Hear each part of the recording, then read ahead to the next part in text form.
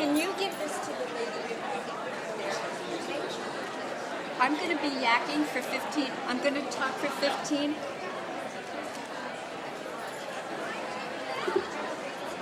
Okay, could everybody please have a seat?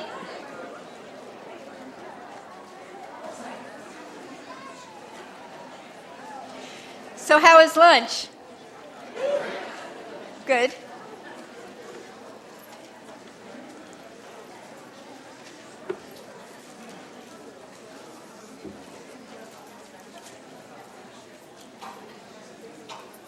While we're getting settled, I want to offer some really special thanks.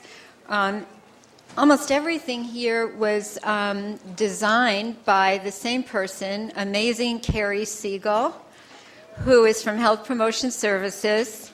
And after this, she is going to become a hand model, and she's looking for an agent because those are her hands that you see hoping the sign, as designed by Jerome Bowen, who is the Peer Health Educator czar.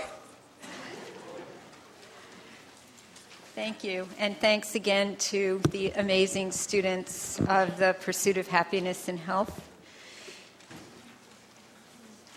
So as I was coming in, my dear friend Jim told me a funny story. He was carrying his sandwich, and he had some lettuce. He doesn't eat lettuce, and he kind of tripped a little bit over one of those stanchion things that are out there, and as he tripped, a piece of lettuce fell down to the floor, and he said 3 people just dove in to pick up his lettuce for him.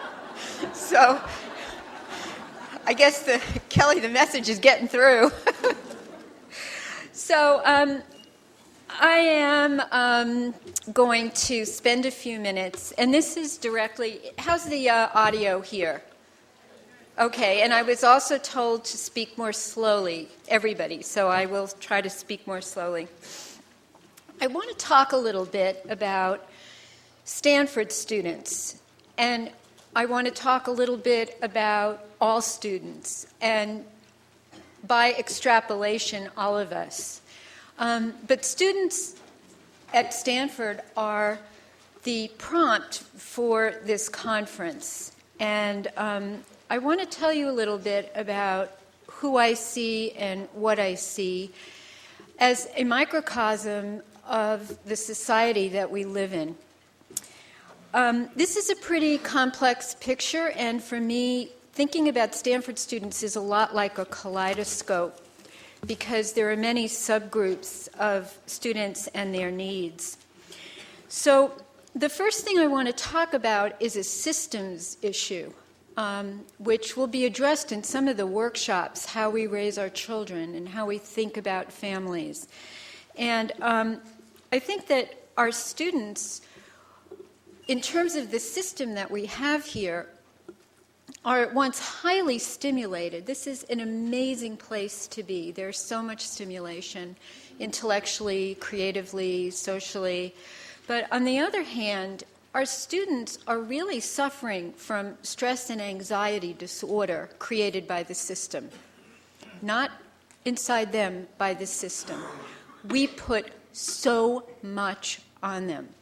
So many expectations to not only excel academically, but to find their passion. Like 19, did you know your passion? Who knows your passion at 19? It's like going to change in 5 minutes. But that's not how we talk about passion. We speak about it as if it's this fixed thing. And how many students here know your passion? How many adults here know your passion? Well, that's good. See, guys, there's hope in a few years. So this is a highly complex and very demanding environment, and at the same time, especially for our undergraduate students, we have an amazing residential system. And our students rank as one of the highest and most important aspects of their life here is their residential experience, the friends that they make, the activities that they engage in, and so on. And this is a very strong part of happiness and resiliency. It was suggested many times this morning, and I want to underscore it. The golden rule of the happiness research rests on good, strong social support. I'll say it again. We all need each other. And students often find communities in which they can find that social support. But one of the things we talk about is the Stanford duck syndrome. Here it's the Stanford Swan syndrome, because ducks aren't good enough. And some of you may know this, some of you may not. We talk a lot about it. What do you see when you look at a duck in a pond? This is audience participation, by the way. Calm. They're just gliding, right? And that's what every student wants to look like. Chill is the word, I believe, of the day. What's going on under the water? They're paddling like crazy. But there's sort of this ethos that it's not okay to look like you're paddling. You've got to be looking like you're chill. And this leads to a certain level of inauthentic happiness. What we're going for is authentic happiness, which means that when you're not feeling chill, and some of what Kelly mentioned is the ability to just say, hey, I'm fine, but I just need to vent for a while because things are really stressful. We all need this. The other part of this complex picture is the media. So for a minute, I'd like you to turn to the person next to you and for 1 minute talk about how does the media portray this generation of college students? What do you read about? What do you hear about?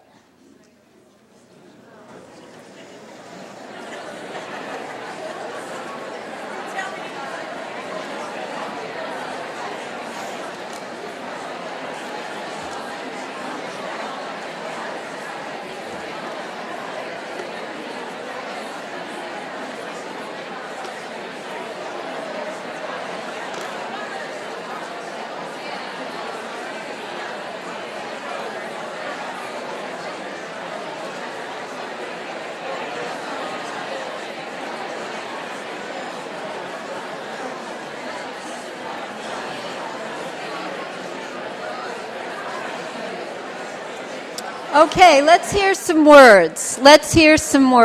I'm going to randomly point in a direction, and let me hear some words. Some of you I know work with students. What do you think of college students? High-pressured. Shallow. Entitled. Alcoholic. Rob. Again? Instant gratification. Materialistic. I want to say that I find this so incredibly offensive. I do. I think that all of these words apply to all of a part of each of us sitting in this room.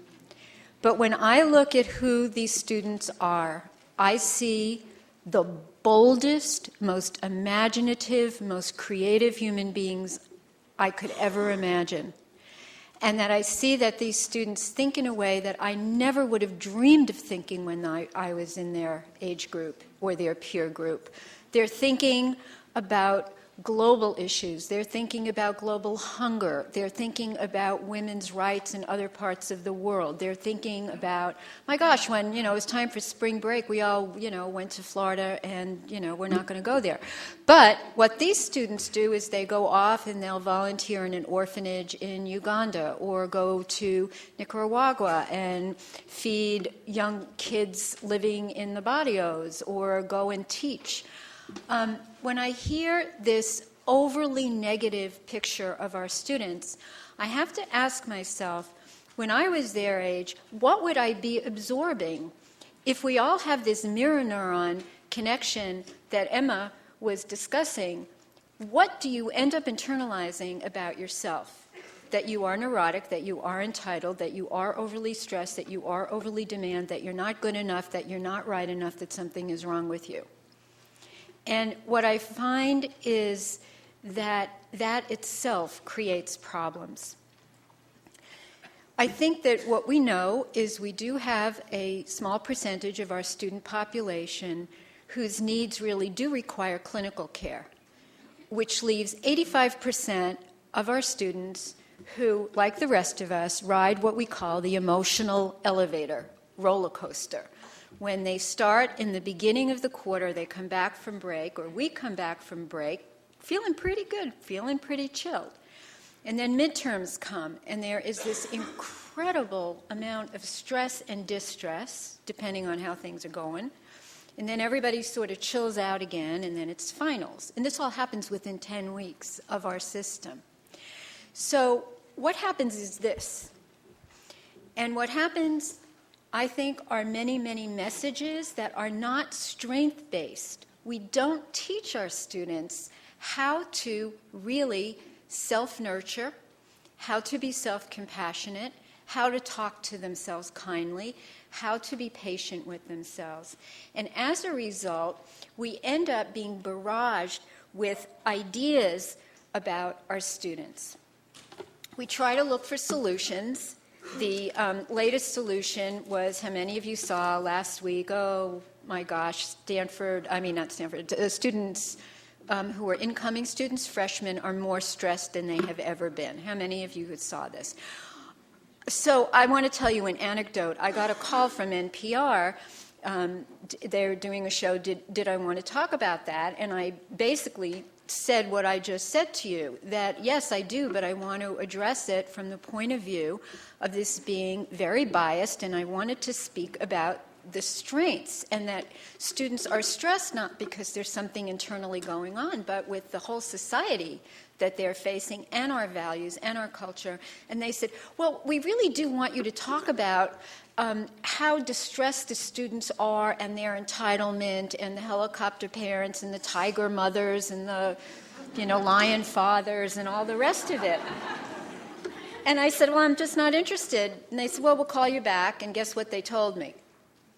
We're not interested. We found someone else, because what they wanted to hear about was the spin. They wanted to hear about how distressed students were. So I just wanted to bring your attention to that. I want to talk about some solutions really quickly.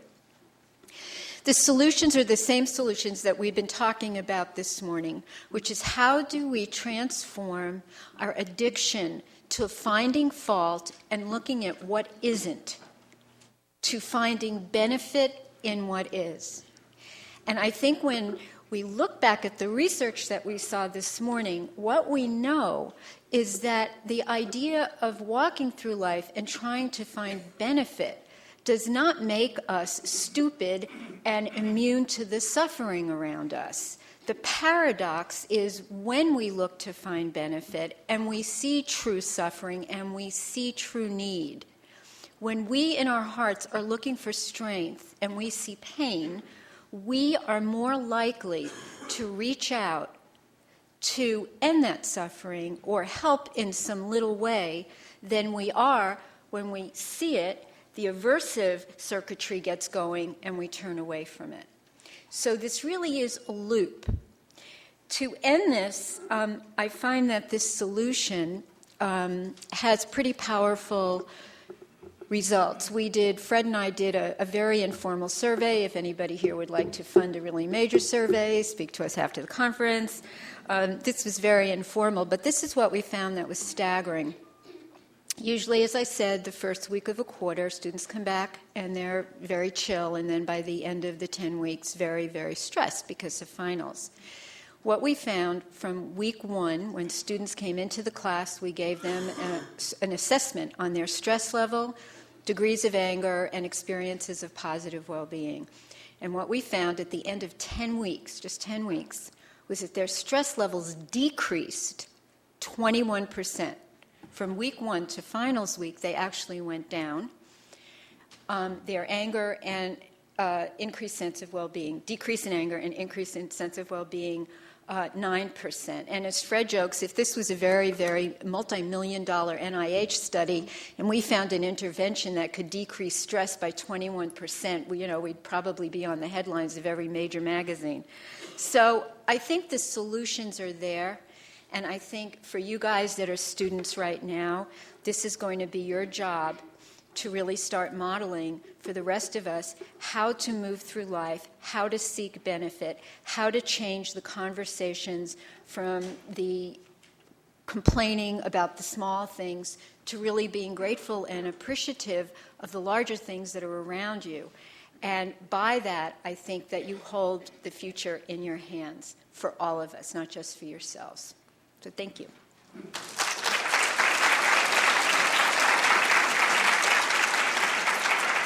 So it's now my pleasure to introduce you to another one of our amazing students, Regina. Are you going to introduce James? Just a quick announcement. I'm assuming Natalie needs her notebook. Oh, there she is. Okay, great. And so now it is my pleasure to introduce you to our next speaker, James Barras, rhyming with Paris. James Barras.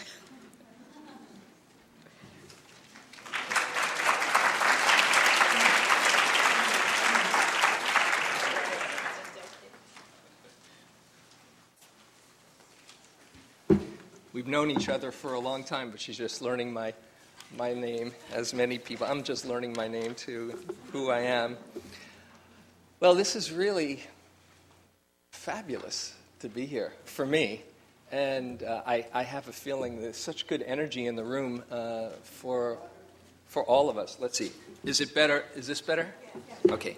So just saying how wonderful it is to be in this room with all of us really focusing on the most noble thing that we can do, which is open to the goodness inside and to help awaken it outside. What's that? I don't have. I think I'm the only one without a PowerPoint. So I'm not the academic here. I'm just me. And so I'll just be sharing from here. I do want to start out with a contemporary prayer. Dear God, so far today I've done okay. I haven't gossiped or lost my temper. I haven't been greedy, crabby, mean, nasty, selfish, bitchy, or overindulgent. And I'm very grateful for that. But dear God, in a few minutes I'm going to get out of bed, and then I'm probably going to need all the help I can get. Thank you.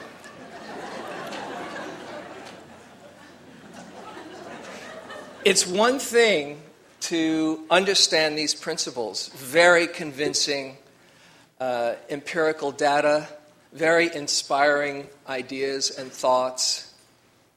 It's a whole other to translate them into actually embodying them for ourselves. This takes practice. I've seen it for myself. You know, I as probably it says somewhere in the program, I teach meditation with a meditation center up in the Bay Area, Spirit Rock Meditation Center, and also lead this Awakening Joy course where a lot of my buddies and friends are here presenting today. I've been hearing about these principles of well-being for decades, and it's still an ongoing practice for me to keep on embodying more and more, so it's not just theoretical. So I want to first invite you, if you've been inspired and something's touched you, and you say, I want to live my life like that, that moving from the conceptual to the embodied experience takes commitment and practice. And it works.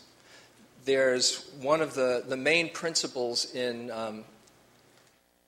Buddhist teachings that have touched me greatly, that are a cornerstone really of the Joy Course that I teach. A very simple statement from the Buddha: whatever one frequently thinks and ponders upon, that will become the inclination of their mind. Can you argue with that? That's the same thing as neurons that fire together, wire together.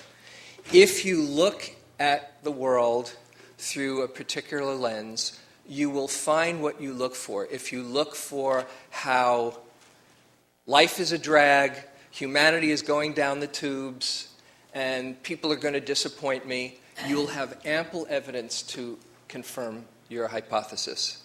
If you look through the lens of how amazing it is to be alive, that there's miracles all around us, that really underneath whatever neurotic exterior we might each of us have, there's a place in us that wants to be safe and loved and happy. If you see that, if that's the lens that you look through, you will notice that more and more. Not to bury your head in the sand, not to say, oh yes, everything is really wonderful and let's just be happy. You know, there's an old song, forget your troubles, come on, be happy. That's not going to do it. That's not enough. But the more you see the bigger context of life, as has been mentioned by so many people here, that can hold all the challenges. In Taoism, there's this very well-known expression, life is composed of 10,000 joys and 10,000 sorrows. If you only focus on the sorrows, it gets very heavy and depressing.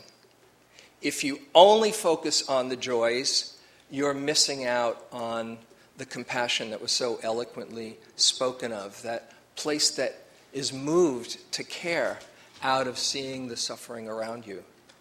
But we have a tendency, as Rick was talking about, our amygdalas that scan the horizon for what can go wrong. We have overactive amygdalas. It takes practice to look for what's good. As we do, then we start to see it more and more. And then we can make a real difference in our world if we do. I want to read to you, lest you think this might be airy-fairy kind of stuff, from someone who has inspired many of us to take a reality check on history. And that is Howard Zinn, who passed away last year, a little over a year ago, wrote The People's History of the United States, the not whitewashed history. And this is in my book, this is the antidote to the kumbaya factor. On one first night of the Awakening Joy course, and I was talking about bringing out all the happiness and well-being, this guy raised his hand and he said, it sounds good, but the world is on fire here, and it sounds like we're just sitting around all singing, someone singing Lord Kumbaya, while there's heavy stuff going on. And we dubbed that together the Kumbaya factor. And it can be a very good reason to hold ourselves back from opening to all the well-being inside. This is what Howard Zinn says. An optimist isn't necessarily a blithe, slightly sappy whistler in the dark of our time. To be hopeful in bad times is not just foolishly romantic, it's based on the fact that human history is a history not only of cruelty, but also of compassion, sacrifice, courage, kindness. What we choose to emphasize in this complex history will determine our lives. If we see only the worst, it destroys our capacity to do something. If we remember those times and places, and there are so many where people have behaved magnificently, this gives us energy to act and at least the possibility of sending the spinning top of a world in a different direction. So the key, which has been spoken of, actually, Emma said it in the panel. I said, oh wait, that's what I wanted to focus on, but I can underscore it. What you look for, not only will you find, but you actually draw it out of others. Think of being in a room, just put yourself in this situation. You're in a room, somebody comes in, and you sense they're seeing all your flaws. How do you feel? Flawed, right? Exposed, small, whatever. ever. Somebody else can come into that room and they might know all your flaws, but you sense that they're seeing how beautiful you are. How do you feel? Beautiful. That's how it works. So it's not just, oh yes, I can see that. We have a capacity to pull that out of others just by what we look for. It's a kind of energy exchange that's mysterious but very palpable that I think every one of us can relate to.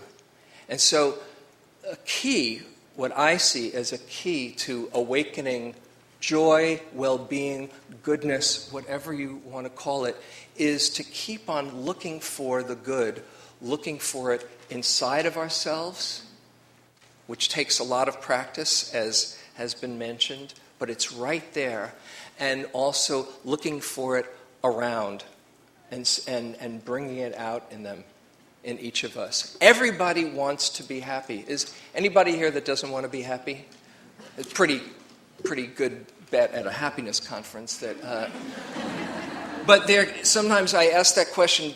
I can feel somebody saying, kind of holding their hand back, saying, "Yeah, I like being grumpy." You know, that's just their way of being happy in that moment. But we're all looking for something in our hearts that we think will soothe us, that will bring us to a sense of wholeness and ease. And what we're doing here is really connecting, accessing directly with that deep-seated, wholesome feeling that wants to go for happiness and well-being.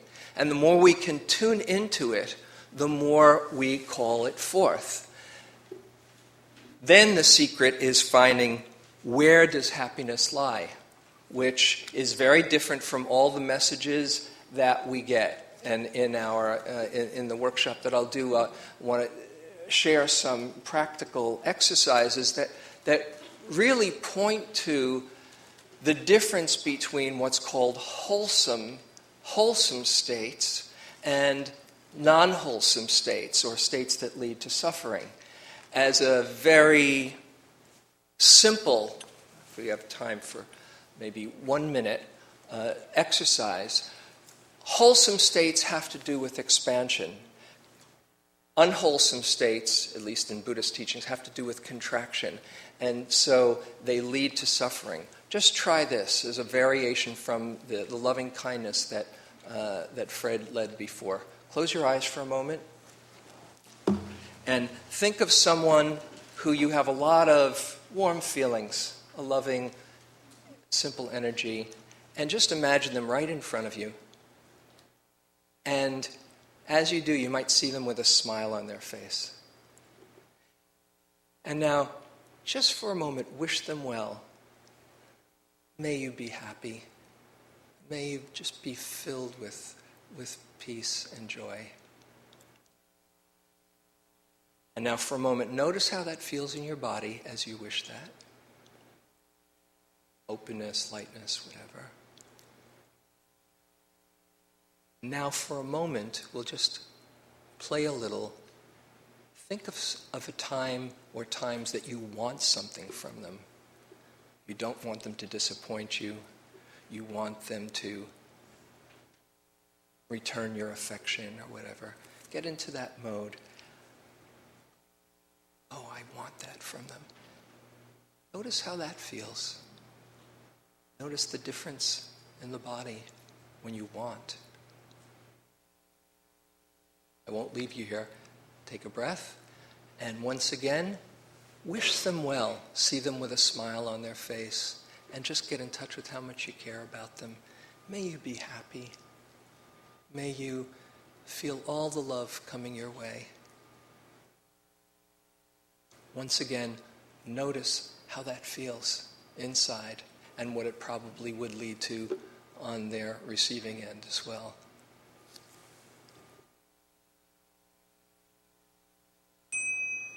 Okay, you can gently open your eyes. Do you notice the difference?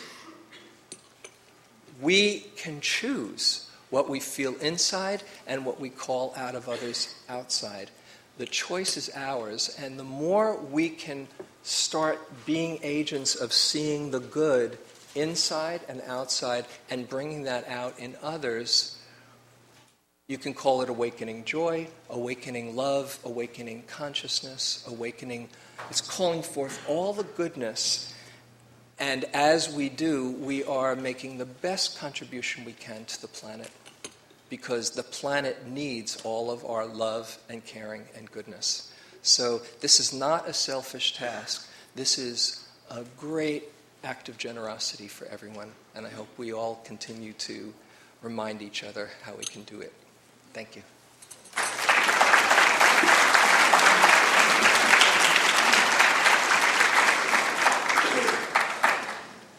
Thank you, James. I immediately noticed that clenching of wanting, clenching.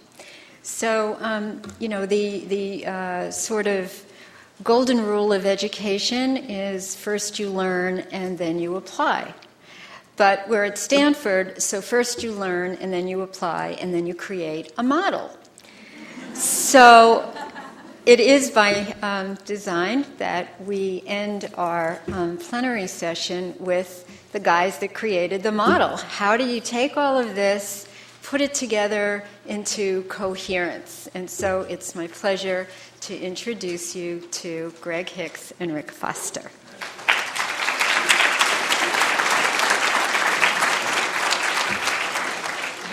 So I'm Greg, this is Rick, and I only have one voice and it's loud, sorry. So in the mid-90s, the two of us decided to study happy people.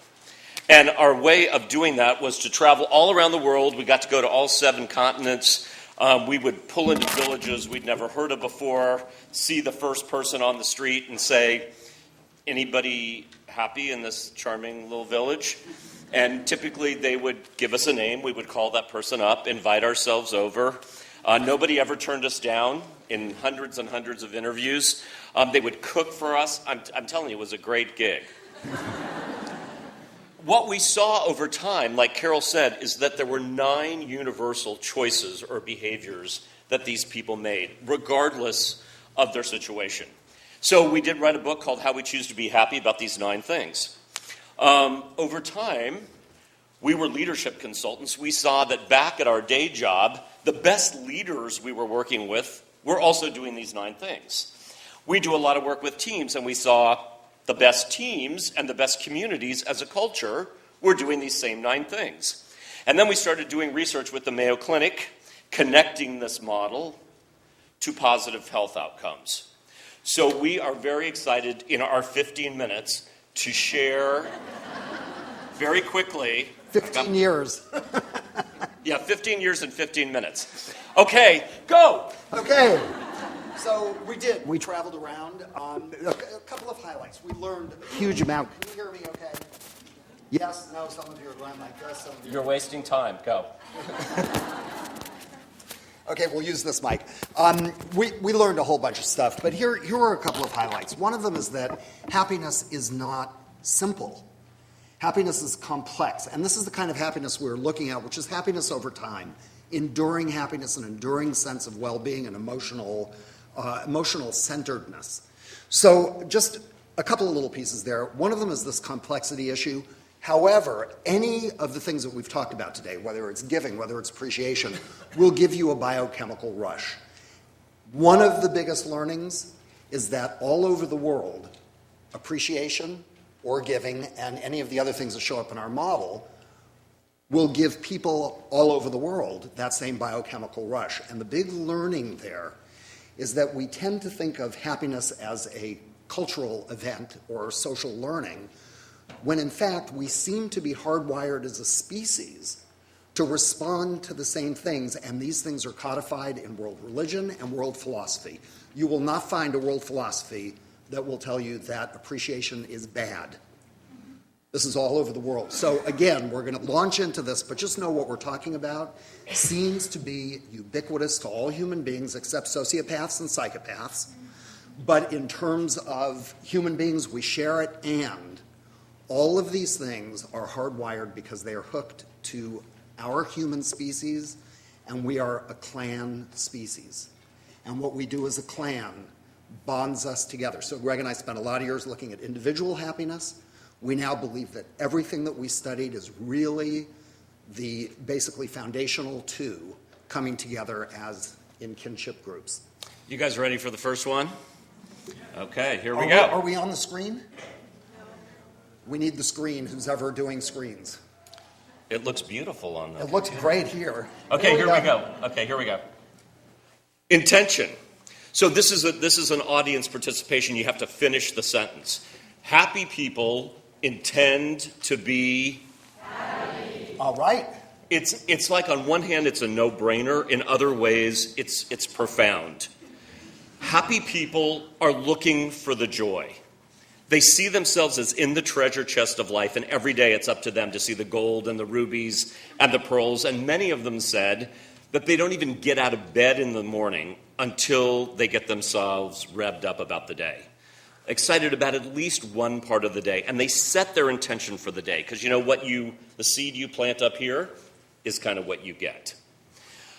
So the notion of intention here is we can't always choose our circumstances, but as human beings, we have this amazing gift that we can always choose our attitude and our reaction and our intention, our attitudes and behaviors. Nobody can ever take that away from us.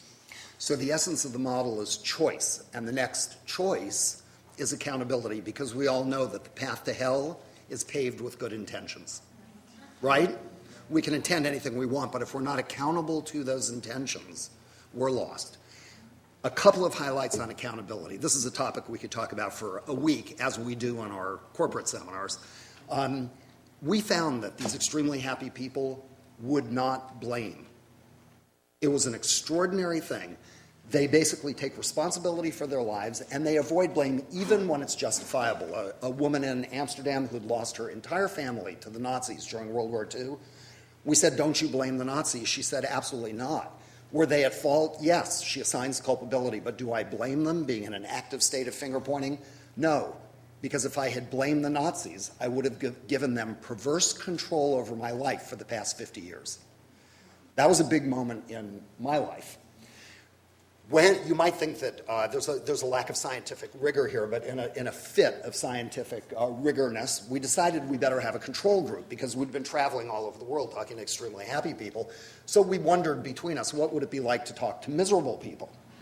I don't really recommend that as a way to... It was a scientifically good idea, but a socially very poor exercise. So we put the word out. We wanted to talk to absolutely miserable people. And we got, of course, a tidal wave of miserable people who headed our way. And we interviewed about, 70 or 80 of them, and their story was pretty much the same. First of all, they believed that they had a right to be miserable because of all the terrible things that had happened to them, which was not the case with the happy people. They just felt that it was really their personal responsibility to choose happiness. But more than anything else, they were victims of circumstance. They framed themselves up as being at the receiving end, and they were living in what has been referred to already today as the reptile brain. They were in fight, flight, freeze. Next, I'm going to do the next two together. Identification and centrality. What this means is that happy people, when you ask them, are very clear on their passions, their strengths, what they love, how they like to spend their time. They're like racehorses out of a gate. They know.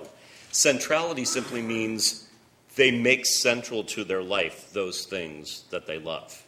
So to them, if they love camping, even though they're a busy student with lots of work and lots of classes, or there's somebody that has a demanding job, if they love camping, they don't go 2 years without camping. It's not debatable for them. They don't wait till they retire. They live their passions. It may take creativity, it may take planning, but they do it. Go. Watch out for this next one. This is recasting. We went into the happiness study with the same prejudices that many of you have. For instance, that happy people are simply too stupid to know how unhappy they should be. That's a typical American reaction. Or they're in denial. Actually, they're anything but. And I just want to say to you right now, note this. If any of you are going through a particularly difficult time, really focus on this, because we found that happy people all over the world seem to move through trauma using the same process. And it is well, the trauma hits, we tend to go numb. But as soon as they can, step one is they feel their feelings. They are anything but deniers. So they tend to feel primary feelings. fear, sadness, anger, love, hope, joy. That's all one.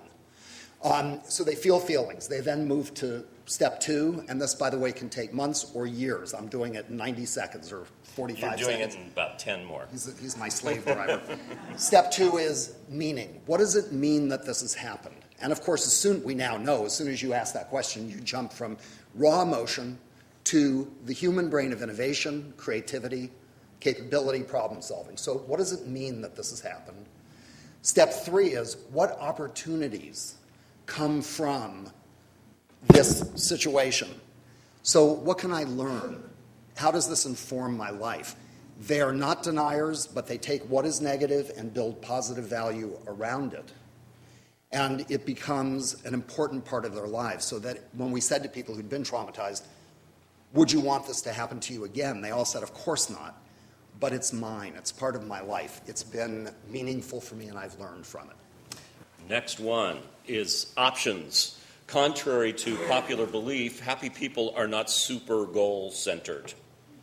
So do they have a direction they want to head? Absolutely. But those kind of benchmarky goals, in 6 months I'll have that, and in 9 months I'll have this, it's a setup to disappointment often, actually. Happy people have their direction, and every day they're looking for the possibilities that might help get them to that place. Options equals hope. Hope is a place that human beings need to live in. And from living this kind of life, doing all of these things, how do they feel appreciative? So appreciation was something that we noticed right from the get-go with these people. We would invade their lives. We would take their time. We'd show up on their doorsteps, and they would say things like, oh, we're so happy to be talking about this topic of happiness. Thank you for being here. We'd go out for a meal. Thank you for this meal. They'd send us Hallmark cards, for crying out loud. I mean, it was really quite an amazing experience. Appreciation, appreciation, appreciation, about which I was extremely skeptical. But what we later learned as we went back to find out that they were not just treacly, sugar-sweet people, what we later learned is that when you're appreciating, you're in the moment. You are here. All anxieties about the past, worries about the future evaporate in this wonderful moment of appreciation. And when we're appreciating others, we're getting some lovely releases of oxytocin, the trust hormone. More on that this afternoon. Okay, giving. I think we've talked a lot about this today. Here's the deal. Everything in our model comes back to intention. One of the things that has been just such a gift for me and us is just having the intention to help. That's it. The mindset is just to help. So when you're walking down the street of San Francisco and you see tourists fumbling with a map, it's a no-brainer. Your intention is to help, rather than, what I might have done a few years ago, which is sort of like, oh, looks like they're lost. So if you have the intention, then it's thrilling. It's a win-win. You feel good, they feel good. Okay. And the last of the 9 domains is truth. And again, you will not find a worldwide religion or philosophy that says, don't tell the truth. Truth is everywhere, but we all have our own truths. And the key to truth, and what makes happy people happy around truth, first of all, is personal integrity. It goes without saying, and integrity with others. But here's an example of it. Don't answer the question out loud, but just think about the answer to this. What do you see? Now, in this room with 400 people, there are very close to 400 truths. You may think that you see an iPhone. Other people see a disruption of communication. Other people see a modern convenience. Some people see a BlackBerry. Other people say, I must say, a very butch case on an iPhone, right? But we all have our own truths. What makes us happy is when I have a truth, Greg has a truth, and we're capable of creating a shared truth rather than hurting one another over a disparity of truth. So here's how we'd like to end. We want to end with a little story. We have lots of stories, but this one just sort of seems right for today. So this takes place in the 60s. It's about me, like the mid-60s. So my family that I grew up with didn't have very much money, and whatever money we had, I felt like we never bought anything with it. So I always wanted all the stuff we didn't have. One day my father, who was a salesman, came home from work, and he said, "It's just really exciting. I'm enrolled in this national sales competition, and they tell me I might win third prize." What was third prize? This, I'm going to totally date myself. Some of you might not even know what this is. It was a console stereo. Remember that huge piece of wooden furniture, with the fabric over the speaker? Oh my God, we wanted this stereo. We wanted the stereo so badly. 2 more days go by. My father comes home from work. Well, the competition is almost over. I got a huge sale. They told me I might win second prize. Oh my God, what could be better than this? A color TV. This was, basically we couldn't sleep. We just out of our minds. 2 more days goes by. My father comes home from work. He says, well, the competition is over. I won first prize. What could first prize be? Real picture. A mink stole from my mother. We were furious. And so was she. You can see kind of the tight grin. So here's the point of the story. Whatever our intention is, the point of the story actually is one person's first prize isn't everybody's first prize. And this is really true when it comes to happiness. Yeah, I think. By the way, Greg's mother's 87. She has that same smile, and she's still pissed off about the mink. Yeah. By the way, I made the owl drawing in the back. Yeah.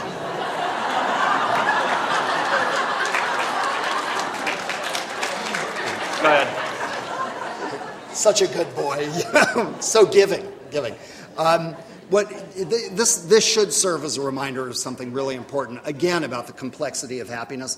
The things that we identified, these basic domains, we've seen them all over the world. In fact, we have now worked on all 7 continents. We did a workshop in the Antarctic. So we've seen them all. We did. It was great. It's cold, but we did it.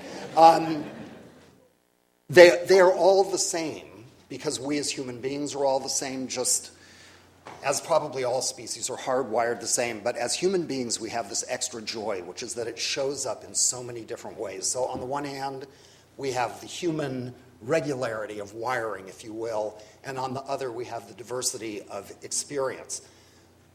What was great for Greg's father was not so good for his mother, and that's true cross-culturally and in terms of diversity. So happiness requires awareness. It requires consciousness as we're dealing with one another, in that we understand that truth may be the same for us, but our truths are individual. And so, last story. I had the opportunity to go to Vietnam when we were doing this initial research. We went to Ho Chi Minh City, me and an interpreter, and we went to what they called an old people's home, which was basically a shack falling into the Saigon River. I asked the director, who's the happiest person here? And he said, oh, that's so easy. It's this woman, Batam. Well, here's her story. At the time, she was 82 years old. During the war, she had been kidnapped by the South Vietnamese and forced into prostitution, actually to become a spy for them. She was told if she didn't comply and tried to run away, they would find her 5 children and her husband and kill them. So out of fear, she complied. When the war was over, actually during the war, she was bombed and her leg never healed and she couldn't walk. So after the war was over, she found out that her husband and 3 of her children had been killed, and the 2 remaining children refused to have anything to do with her because of the stigma of prostitution. So she made her way to the center. All her worldly goods are on a little cot, and she can't move from the cot. So when I got the chance to meet her, I said, well, I hear you're very happy. And she said, oh, I'm so happy. And I said, well, why are you happy? And she said, because I have so much. And I said, well, what do you have? And she said, oh, I have my favorite birds that sing outside my window every morning. I have the chanting I can hear from the temple. I have all my friends that come by in the afternoon and visit me. I have the paper they give me that I can write my stories. I just have so much. So Batam is the little person that sits on my shoulder when, as we've been talking about today, it's so easy to kind of lose perspective. And, I can't believe they didn't call us back after we wrote the big proposal. And you know how you feel it in your body.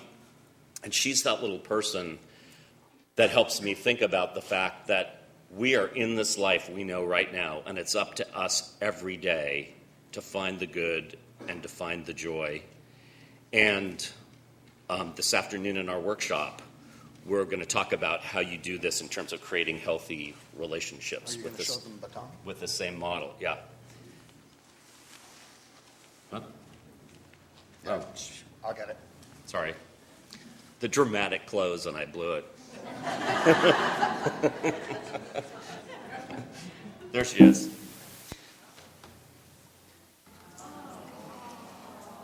So what we want to leave you with is, like Baton, we can't always choose our circumstances in life, but we can always choose our attitude and our reactions and our intentions. Nobody can ever take that away from you. Thank you.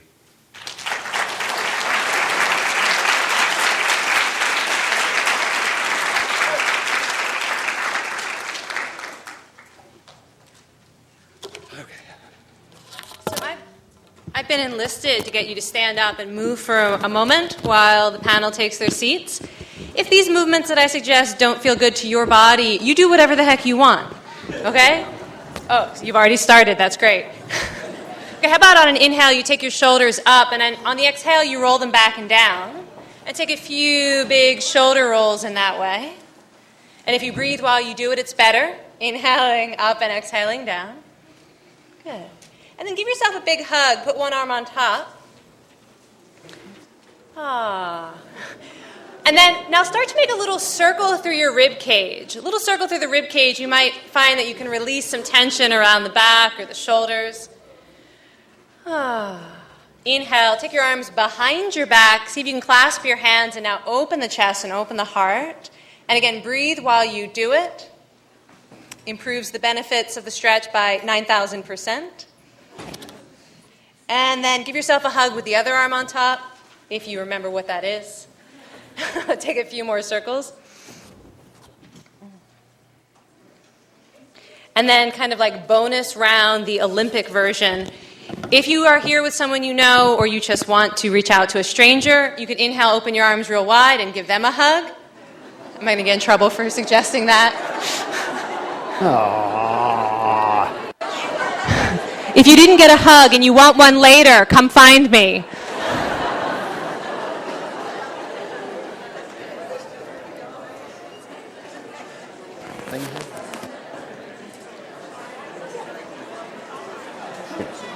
Let me bend it for you.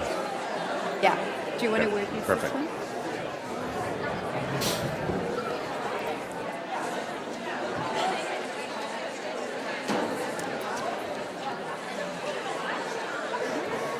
We'll talk.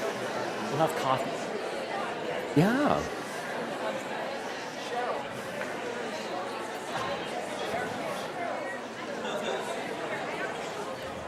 Granville from Efflin. Yeah, I invited her. Okay, boy, you're on. Okay, shall we start? Yeah, get him going. Hello. Hi, everybody. Can we not have this like right in my face? Hi.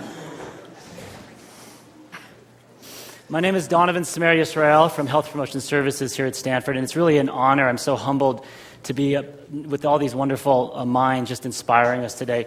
By the way, I think it's interesting that the word inspire comes from the same root as respire, right?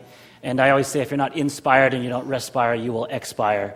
And so it's so amazing that the breath is also such a part of what we're talking about today. And when we breathe, we inspire ourselves. And if you look at the reason why we suffer from things related to depression is we are not inspired, right? We lose our ability to be inspired there. So just to tell you a little bit about what I do, I've been spent the last two decades or so asking the question, why do people do risky things?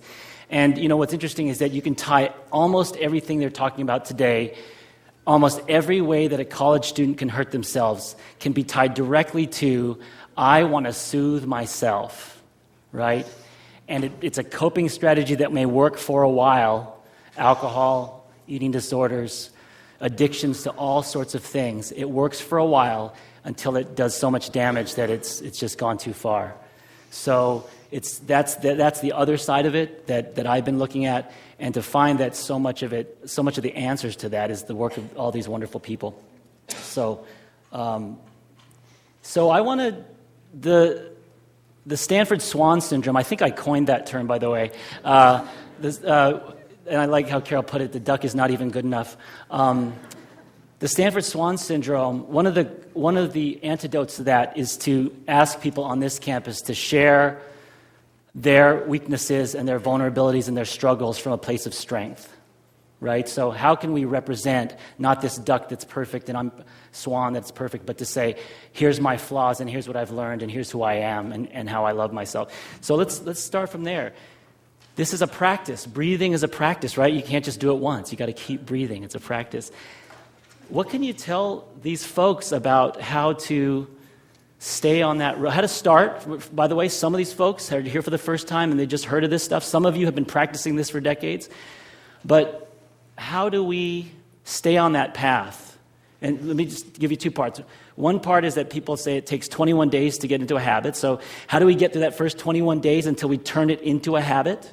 And then after that, how do we continue it? And then when you're struggling, what are the tricks you use to get yourself back in that place? Anyone? I have two words for it.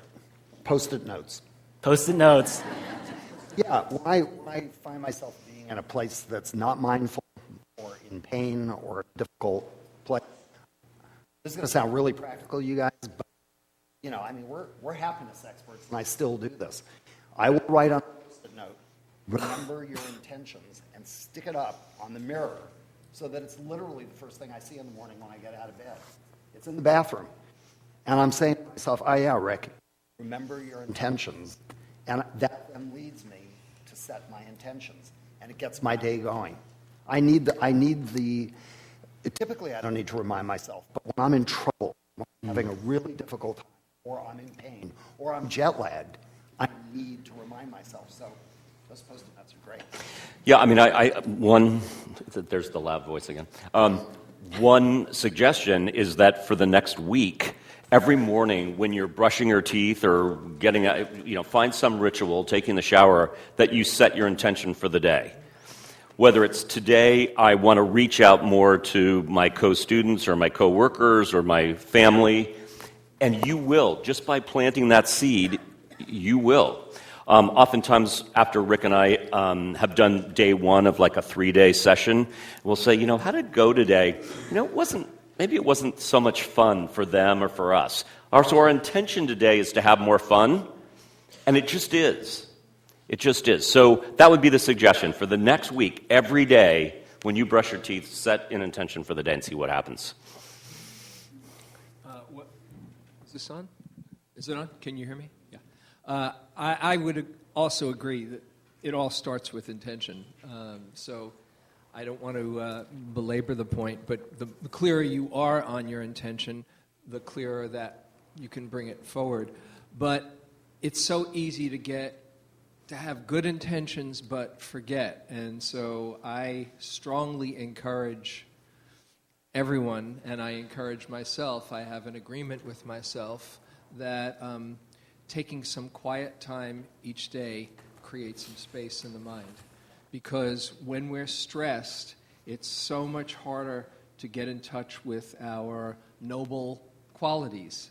The mind contracts and it goes towards the negative, either imploding or exploding or getting anxious. And so to take some quiet time allows that space for your goodness, your wisdom, your caring to shine through. And then within that, simplifying. For me, the hard part, my challenge, is I'm a greed type. In different personality types. In Buddhism, there's a greed type, an aversive type, and a deluded type. But there's positives to all of those, so it's not all bad news. But the greed type wants, this is going to be good, and that's going to be good, and you put too much on your plate, and then you get indigestion. So you need to really, and for me, the challenge is to simplify, let go of all the wonderful good stuff, because the space that's created allows you to really focus on the quality of what's around you. So, Rick, first time I heard you lecture, you talked about chronic self-care and acute self-care. And working in a health center, that really resonated with me. So I would say on a day-to-day basis, I'm from Berkeley, even though I love Stanford more. There, I said it. Sorry, guys. And as a university. And I'm allowed to say this. I keep a tarot deck in my car when I commute, and I pull out a tarot card. And there's an amazing deck by Emmy Ledbetter from Monterey. There are only a few hundred copies around. And there's a positive and a negative of the same quality. And I just pull out that tarot card every day, and I look at what that quality is, and that's my quality of the day that I try to focus on. So it could be a tarot deck, it could be a Bible, it could be, the Kama Sutra, for those of you inclined that way, whatever it is. Right. And then there's acute, which is when I feel my nervous system just going crazy. I was born in Brooklyn. My nervous system goes crazy like that. And I have found only one thing and one thing only, and that is breathing. I don't know of anything else. There's just this time of just deep breathing and reminding myself. Often another thing I go to is, do I want to choose peace or do I want to choose drama? And choosing peace, which is a lower intensity. We're not talking about high intensity, merriment, glee, just a lower intensity, positive quality. I'll choose peace over drama. It tends to come down to that. Great. Thank you. So maybe a lot of these have already been said, but for the folks who are newbies out there, what's one thing people can do starting tomorrow? I heard one example of that, a practice of when you come to a red light, instead of cussing and screaming, take 3 deep breaths, every time. Come into the habit of taking 3 deep breaths when you see a red light. You start looking forward to seeing red lights after that. What are some tricks that, again, it's a long practice, right? It's a lifetime, but how do we start tonight, tomorrow? What are anything you want to share? I can share one little practice that we sometimes suggest. They're called appreciation timeouts. And one way to do it is if you have one of those watches or set your iPhone or whatever to go off at a certain time every day, like 2:30. And whatever is happening at 2:30, even if you're like in a meeting that's arduous, it's just a moment to reflect on what do you appreciate. And it could be even you appreciate in that meeting that there is this complex situation that people don't agree upon and how interesting it might be. Or you could focus on bigger things in your life that you appreciate. Because the more of these appreciation moments you have, the more your life will be good. Is this on? No.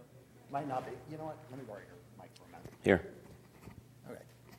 So I guess that I would share with you that the past 5 or 6 months, I've actually had a really physically painful 5 or 6 months. I'm keeping my back brace around just, on reserve. But something that I've learned, and I'm 61 years old. I never actually thought that I'd keep learning at this age, but it's just amazing how learning amplifies as we get older. But what I've learned is that I can divide pain from suffering. And I'm sharing this with you because it's been an epiphany in my own life. I always knew about this, intellectually and academically, and I've certainly seen it in spiritual writings. But lying in bed with a massively, screamingly painful back outage was an amazing experience for me because it took me a day and a half, of writhing. And I finally said to myself, Rick, you're an internationally known happiness expert. Perhaps you could do a little bit for yourself here, Use some of your own stuff, So there I was in bed, immobilized, really pretty much not being able to use my legs and in terrible pain. And I said, all right, what do I need to do? What are my intentions? How could I be most accountable to myself? And it was noticing that there was, on the one hand, pain, physical pain, and on the other hand, there was suffering, which was my reaction to the pain, and here's what the suffering sounded like. So horrible pain, really terrible. The suffering was, well, it's obvious you'll never walk again. your life has changed inalterably, and really suicide would be a much better option. That was suffering. Did I need to do any of it? No.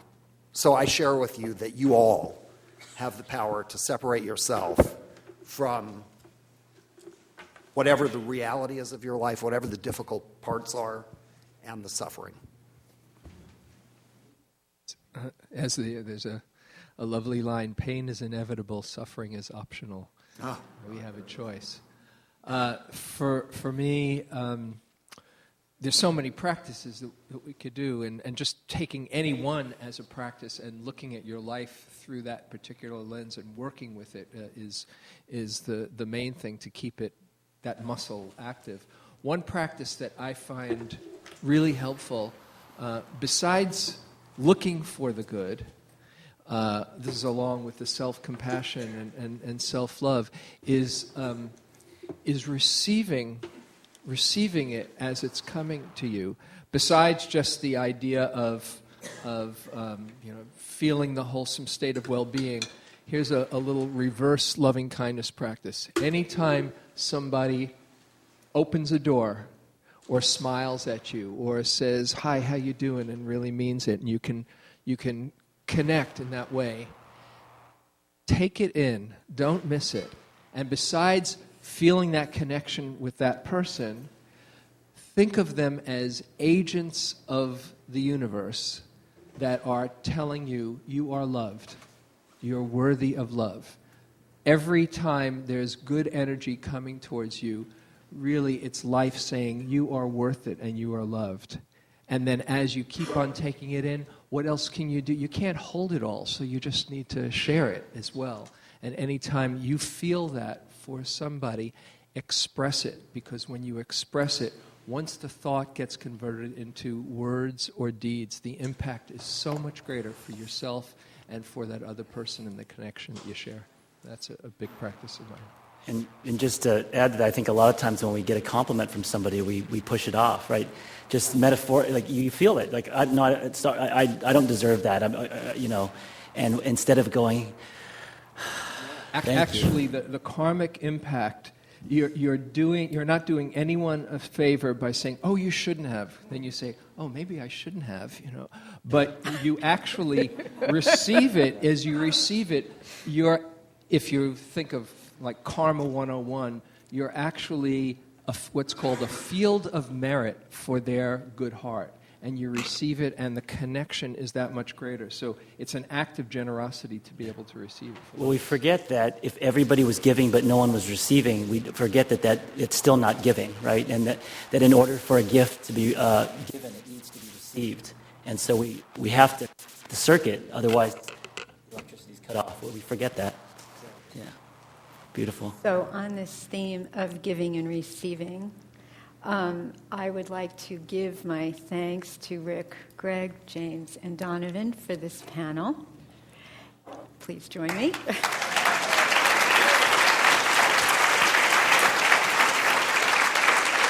And I would also like to give you the opportunity to get to your workshops on time, because if you could just stay settled for a minute, please, because the workshops that we have are absolutely amazing. And you've heard from everybody. Randy Taryn runs Project, Randy, where are you? Can you raise your hand? Project Happiness, with a focus on raising happy children and doing this work with parents and with schools, including showing a clip from an award-winning documentary that she made. Devante Sengupta, please stand, will be working with Emma. Finally, what I wanted... Stephen is going to let you know about the workshop. Okay, you guys.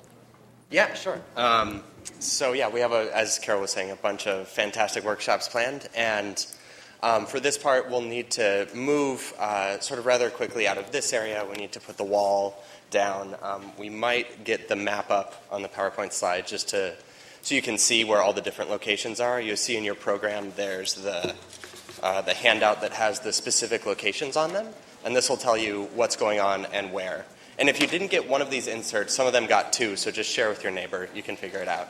And I might say also that if you get to your first choice room and it's filled, these two rooms, this room will be cut in half and there will be space. And please trust me, you can't go wrong. Wherever you end up, it's going to be the right place for you. So we're going to divide this room, and my last request would please be back here at 4:15. Is that right? Yeah. We're going to start at 4:15. If they're still messing with the wall, just schmooze around and we'll come back in. There is a big surprise for you when you come back. Big surprise, so don't leave before then.